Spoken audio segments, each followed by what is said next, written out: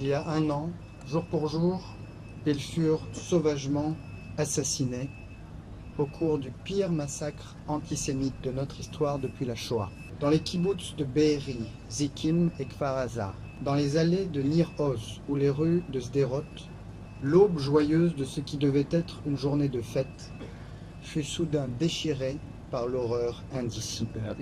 Et c'est ici même, sous les eucalyptus du festival Nova, que les terroristes du Hamas déferlèrent d'abord pour détruire la vie, détruire l'amour, dans un déchaînement inouï de sauvagerie et de cruauté, dans un funeste cortège de massacres, de tortures et de viols. En ce jour si douloureux, la France pleure aux côtés d'Israël nos 48 compatriotes victimes de la barbarie.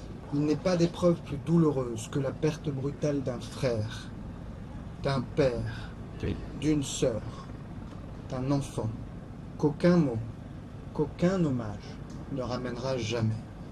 Ces enfants, vos enfants, nous les pleurons avec vous. Un an déjà qu'Israël vit à l'ombre de la guerre. Une guerre qui touche au cœur même de la sécurité d'Israël, à laquelle la France est indéfectiblement attachée. Une guerre dont le lot de souffrances s'alourdit chaque jour. Et notre communauté française en Israël, l'une des plus importantes au monde, n'est pas épargnée par ces souffrances. À nos quelques 180 000 compatriotes d'Israël, je le dis avec force, la France vous aime, la République sera toujours à vos côtés, comme elle l'a été dans les premières heures de cette terrible épreuve.